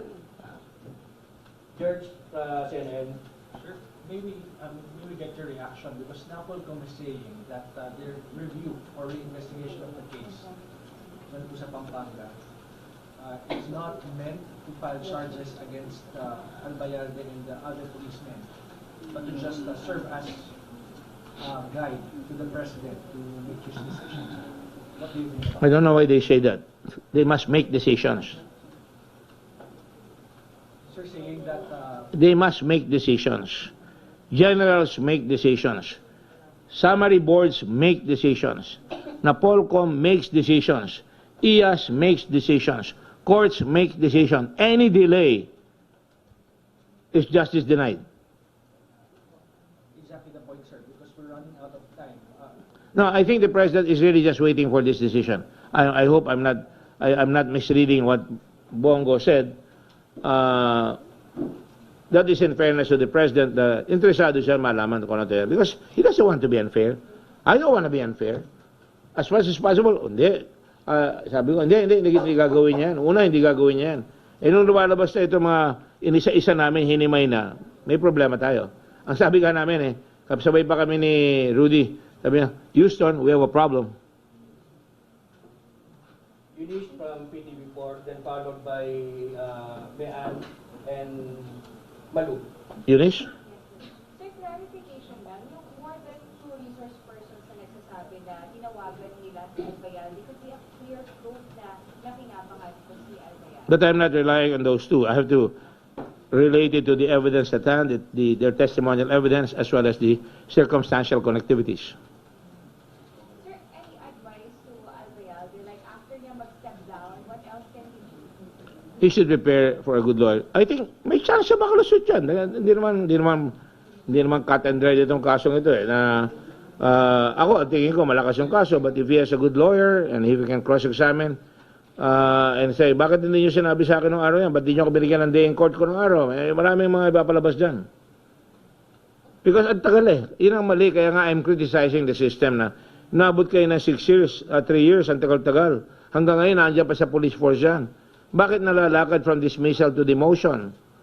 Bakit di nyo tingnan yung magkakabatch tayo? Kung nang bahala sa'yo, magkakabatch tayo. Bakit di nyo tinitingnan yan? Di ba? Ang strength ng bayan is rule of law. Predictable ang batas. Alam mo kung saan ka pupunta. there is consistency in the law. There's constancy in the law. Yun ang rule of law. Pagka ikaw gumawa, may prediction. Ito ang penalty. Pag pumunta ka sa court, ito ang paraan para ibsan ka. Lahat siya nandyan. Pero kung walang rule of law at mano-mano, hindi, bata ko yan eh. Wala na rule of law yan. Ayan. Sir, sa dami nung sabit nung operasyon, sabi niyo nga lutong Macau, Kaohsiao, Comedy of Lies. Pero sinasabi ni General Albayalde, hindi naman niya alam to begin with. Nalaman niya nandun na. Was it established during your investigation na alam niya before it happened? I think I was able to establish that na the fact that ako ayoko sabihin ito bakit mo pinoproteksyonin yung tao mo hanggang ilipat mo sila sa Antipolo at ilipat mo sila sa Tagaytay? Anong reason doon? Especially now that you're a 4-star general. You have to ask that question. Don't you think so? I mean, nahirapan na yung mga tao, inimbestiga na yan, tapos hanggang ngayon merong mga kampi na kayusapan na fellow generals mo. Ngayon, biglang lumabas yun, nabulaga ka na. Fellow generals mo, nagsasabi, nalapitan mo. Tapos ngayon, yung nilagay mo pa doon sa Antipolo, subabog lalo. Kaya nga, sinasabi ko, kailangan kumuha siya ng magaling na lawyer. So you don't believe yung sinasabi ni General Albayalde na hindi niya alam bago yung Impossible, hindi niya malaman. Sinasabi ko. Sir, isa pa. Sir, yung draft charges that you're recommending. Ito ang report nga Nilagay niya na yung November 23 sa report. Nakalagay niya yung November 23 sa report niya Alam niya And because of that, susundan ko yung report na yan. Because, pag nahuli, ang sabi niya, achievement yan, 36 kilos. Achievement, di ba? You heard the word achievement. Lahat ng pulis, sabi nga nung that is something I would die for. May kausap akong general, nakahuli akong 36 kilos. That's 180 million pesos worth of drugs. So, achievement nga yun. Bakit hindi inimbestiga? Iba pa nag-imbestiga, dahil nahuli tuloy.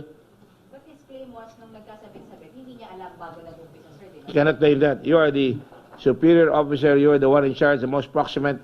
Di ba, nag-umpisa ako? Sino ba ang in charge sa Pampanga? Siya. Kanino tao si Baloyo? Sa kanya.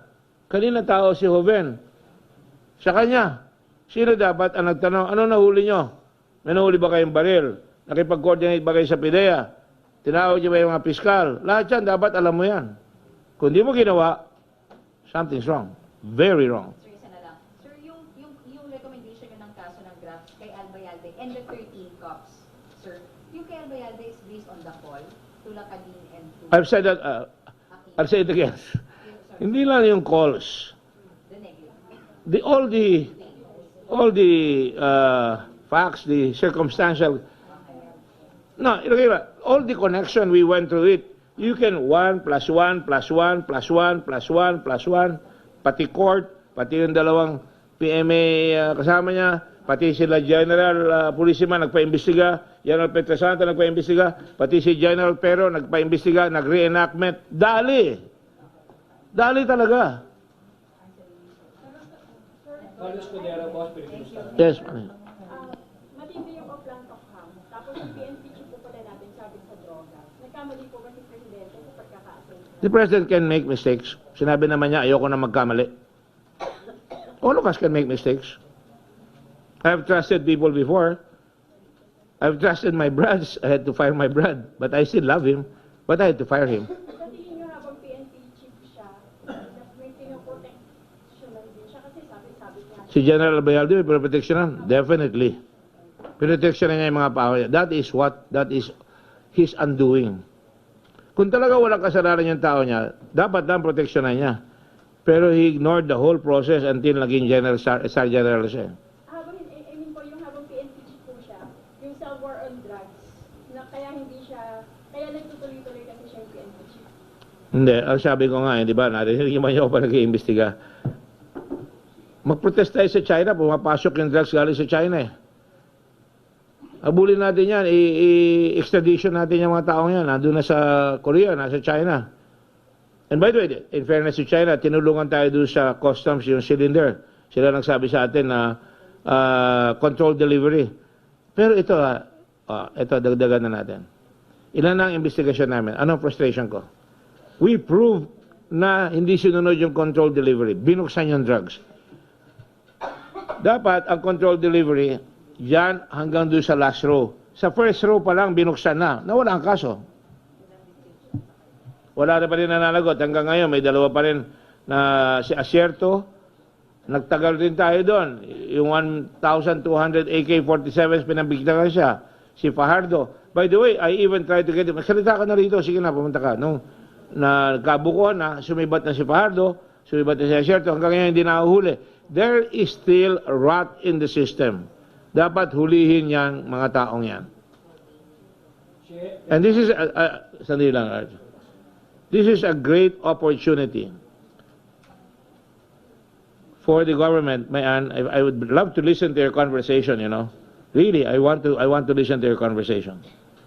But afterwards.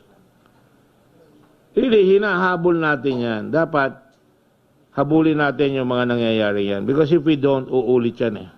Nawala tuloy yung trend of thought ko. Ano ba sasabihin? Ano ba tinatanong mo? This is an opportunity for the country. Ngayon, like I said, it's a new deal in the PNP. Magluko kayo, tatamaan kayo. The full force of the law will be placed against you. And that is what any policeman that I have interviewed, why do you want to become a policeman? Why do you want to be a PMA? Why do you want to be PNPA? I want to serve the country. We must serve the country properly. Yes, Sharon. Sir, what are you actually expecting from the President the moment he receives your report? I will not expect anything from him. He knows what he is doing. He's a fiscal. He's a lawyer. He's the President. The President cannot just say, kulong mo yan. Hindi, papayla ng kaso yan. And they're already doing it. He's already ordered DOJ and DILG. So, meron ang ginagawa ang Presidente.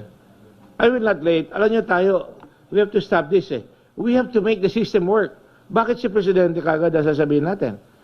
Go to the system, and if it doesn't work, then go to your senator, change the law. Go to your congressman, change the law. Ngayon, iba, pagka yung tao niya, halimbawa, biro lang ito baka magalit sa akin, Sal. By the way, kaibigan ko si Sal Panelo, hindi ko kaawayan. Kasabay ko sa UP yan.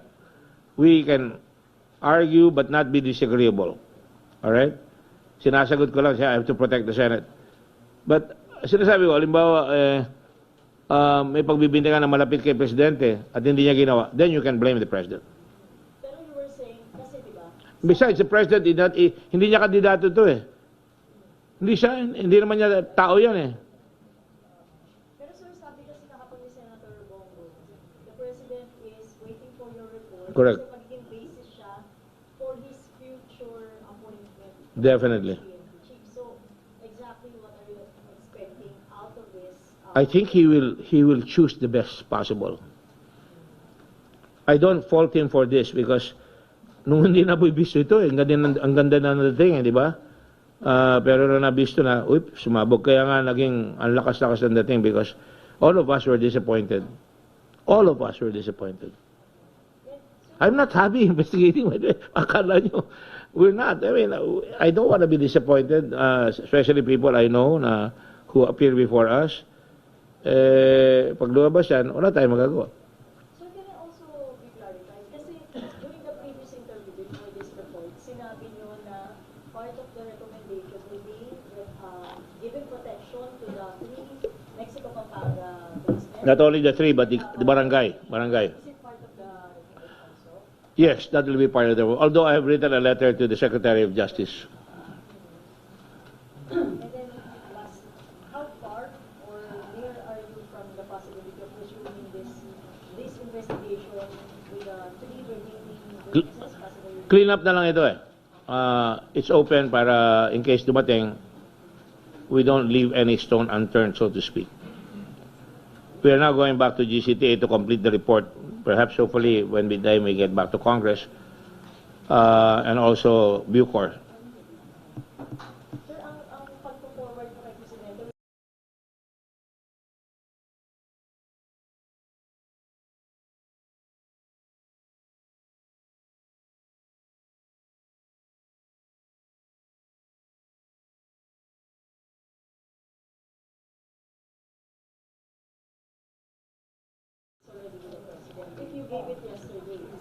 No, the report was sent only this morning. When I came in, doon ko lang sinabi, ipadala nyo na lahat sa kanya. Kasi doon lang natapos eh.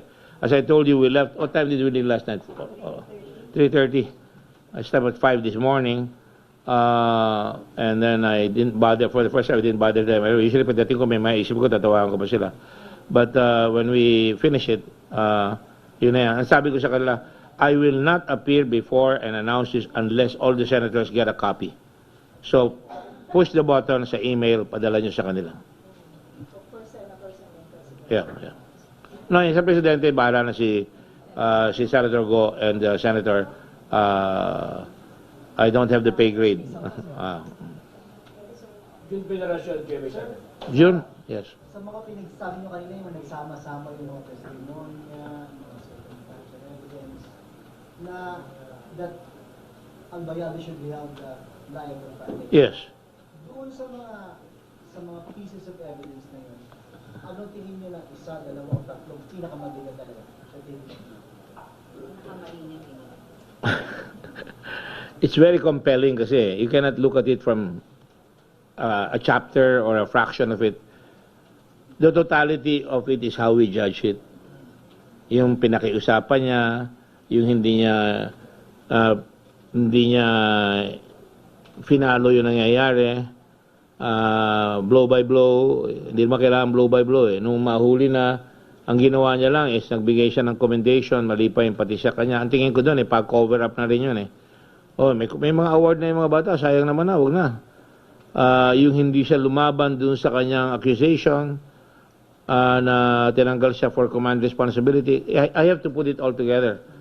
But at the same time, I have to look back at Firanza. Hindi naman yung kay Firanza ang pinakita nyo kanina. Pakita nyo nga lang yung sinabi niya. I have it on my phone. Can you get it doon sa... Yung pinadala sa akin ni Eli yun eh. Si Eli nagpadala sa akin. It really speaks volumes eh. Kumbaga pag tinimbang mo, wala siya talagang pinakamabigat na nagawa niya. Oh no, mabigat yun. I mean, yung pag dinalasin mo sa yung mga nilatag, ng mga evidence. Lahat equal. Kaya nga sabi ko, you have to be 1 plus 1 plus 1 plus 1 plus 1. Oh, ito sinabi ni Firanza. Pwede ko ilabas nyo nga yan. No? Tingnan nyo ha. Bear with me. Opinion online by Florenzo Fianza, Baguio officer to. Gordon was actually right. The issue as to whether, hindi lang sinasabi ko, kaya sinasabi, this issue as to whether the PNP is actually a military organization masquerading as a civilian organization is an issue that no one in the organization has addressed seriously since its inception. Pwede ba palabas nyo para mas maganda? This is perhaps because in 1992, when the PNP came into being, the entire leadership of the PNP came from the Philippine Constabulary. The military customs and traditions have not changed much. Changing the ranks and designations did nothing to change anything.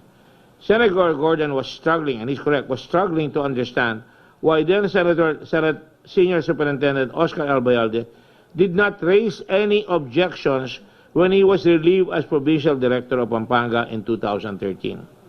If he did nothing wrong, in a truly civilian organization, this indeed should have been done, but for Albayalde, prudence was the better part of valor. Now listen up. Prudence was the better part. Had he complained, he most certainly would have been in deeper trouble. So he simply kept quiet and said nothing and hoped that the issue would blow away soon, which was what happened, and he was soon back in harness. He hoped that it would go away. Did not follow through. Eh nung bumalik, namagana. Doon nadali. Manon? Now, do you somehow wish that the discovery of Albayalde's skills for those India Cups happened much earlier para hindi na siya nabigyan ng mas mataas na position in the field? Yes. There were other... I wish that was happened. No? That's why... You know, the police is... you get promoted for deeds that are good, di ba? You remember in the hearing, I said, oh, eto si Dado, meron kayo ni Ray dyan na nakuhanan nyo ba ng baril, meron kayong mga, hindi nire-report yung pera, hindi nire-report. Tatlong beses yun. 3 beses. Before this happened, months before it happened. So nangyayari na yan. Nangyayari na yan before. So kung ikaw ang provincial director, dapat sinasabihan mo na lahat yung tao mo, mag-ingat kayo, maraming ganyan, maghanap kayo, intelligence officer kita, maghanap ka. Talay. Di ba? Sir? Ako, mabigat sa akin yung binalik niya tapos nag-hold up ulit. Mabigat yun. Unforgivable yan. That shows na talagang gusto kong bigyan ka ng karir ulit. Pinahamak pa niya. Pinahamak siya ng tao niya. Pinagtiwalaan kita, binalik na kita eh. Nang-hold up ka pa, sinama mo pa yung apat. So, habit. Hindi na maalis yung ugali na talagang kakana at kakana. Excuse the language. That he will still do it. They will still do it. Do you want policemen like that in our neighborhoods? How can you stand easy? Paano tayo paano tayo poproteksyonan ng mga tao yan? Lalo na yung malilit. Para ka nasa Muntinlupa. Kaya ang Muntinlupa, yung investigation na tutuloy ka, yung pinakamababang tao doon, walang karapatan yun. Pwede kang kunin yung asawa mo. Kausap ko yung si General Bantag, no? Sabi niya sa akin, boss, ang pinakamahirap dyan, magdadalaw yung babae dyan. Hindi makaangal yung preso, mawawala rin yung asawa niya. Ginagamit na pala ng iba. Wow! Ganun katindi yan. Dito sa atin, lumalakad ang mga anak natin, mga tao natin, mga kung sino-sino. Abay, dapat safe lahat. Mayaman o mahirap, safe lahat dapat. This was not mentioned during the hearing. Alin? Yung May 4, 2019 incident. No, hindi na umabot eh. Kahapon ko lang nakuha. 2 days ago ko lang nakuha yan eh. But, that's part of the evidence. Can be part of the evidence. Sir, walang recommendation pa sa ngayon for administrative or... Kasama yan, administrative charges. I recommend yan. In fact, sinagot ko yan eh. Sabi ko kay Senator Secretary Panelo, no, may administrative charge yan. It will, because may fines pa yan eh. Kaya yung sakali yung kanyang retirement, maabot pa yon. Sir, interested to check what General Albayalde did after the May 4, 2019 incident. Well, I don't want to go anymore. Tama na yan. Yeah, this is not personal between me and General Albayalde. Presently, he's a likable fellow, but I hope he can extricate himself by making sure that he produces evidence. Sasabihin niya, hindi naman ako may gawa niyan eh. Binigyan ko ng pagkakataon, sinuwag pa ako, niloko pa ako. Ang problema siya ang pumipirma. That is why mayors should have a say. May I say this? Mayors should have a say when somebody is transferred to another jurisdiction or when somebody is brought to your jurisdiction. It is the duty of every mayor to take a look at the record of the people that are being transferred to them. That is another safeguard. And if they did that, then sasabihin na, hindi namin tatanggapin yan, may kaso yan eh. Isn't that the system right now? Doesn't work that way. Misa pag ikaw talagang pinag-initan ka pa yung iba dyan, tatanggalan ka ng police, tatanggalin ka ng security. In that sense, gusto kong baguhin yan. Mayors are your last bastion. The mayors are elected by the people. I used to tell policemen when I was mayor, oy, ikaw bisita ka lang dito ha. Kaya ayoko yung PNP. You become an imposition. Kami, inimbita kami ng tao, we're elected by the people. Now, pag mali kami, okay, mali kami, huliin nyo kami. Pero ikaw, mangungulimbat ka, matatakot ako sa'yo, no way. Kaya ginawa ko yung plebs. I don't know if you know that. Ako naglabi para magkaroon ng plebs, para may laban ang tao. All my life. Because of what happened to my father and because of our experience in local government, dapat ang tao may laban. Nung ginawa ng martial law yan, wala nang laban ng tao, napoproteksyon na lalo yung mga nangungulimbat. Sir, makakonsider niyo po bang big fish si Albayalde? Makakonsider niyo siyang big fish? 4-star general yan. Yeah. He's the biggest fish ever. Sorry. And finally, Kumado talaga. Doon si Marlon Salvaje talaga. last question kay Mung Manuel. Iniisip mo lang. Siya Go ahead. Mario, then last question si Mayan. Sino ang tatanong? Yes, uy. Sir. Mario. How many criminal recommendations for criminal investigation, administrative investigation are the original California? How many criminal investigations? Now? In this case? Yeah. And administrative investigation to get the I don't know, Mario, I don't know. But I do know na nag-iimbestiga sila, nagagalit nga sila ng isang araw, hindi sumipot si Baloyo. Di ba? Hindi sumipot si Baloyo. So ngayon, mag-iimbestiga yan. With this now, we will send it to them. They can compare. They can say, oh, hindi naman dapat kailangan may ebidensya ni Gordon dyan. Mali si Gordon dyan. They can do that. They can do that. Yes, dear. Ambush. Sir, ibang topic. Si Espinido, you remember him? See? Espinido. Yes. Sir is now in Bacolod. I know.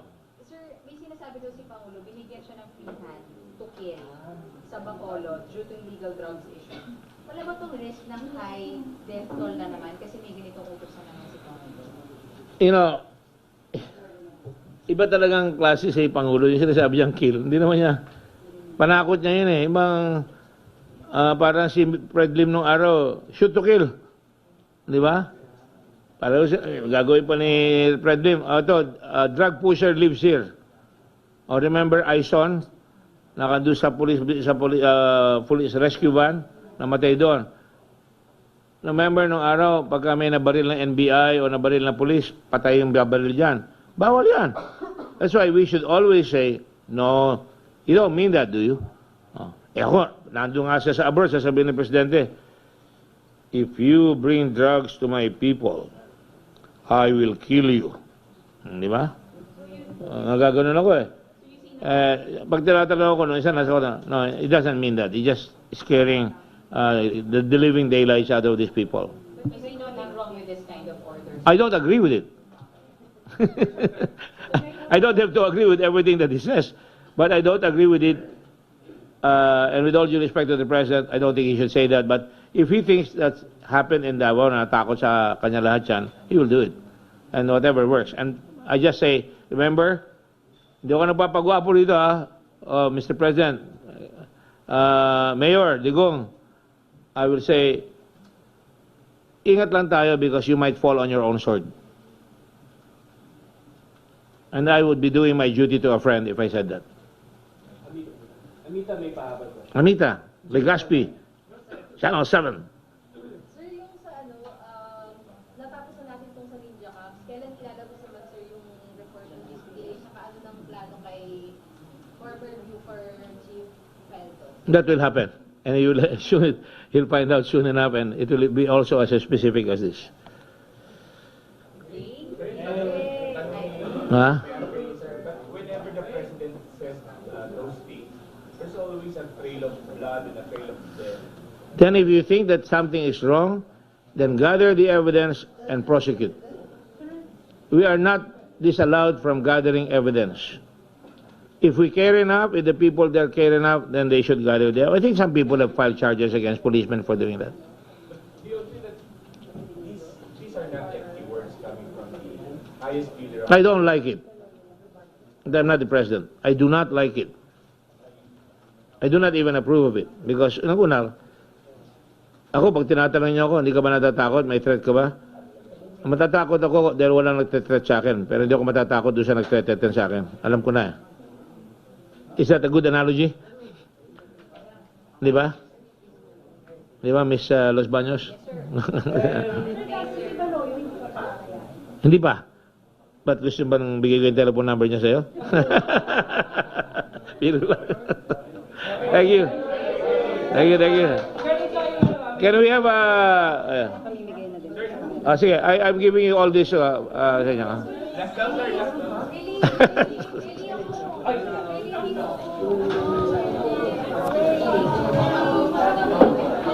By the way, I'd like to thank, I hope Rudy is well, and unabashedly, if I may get your attention.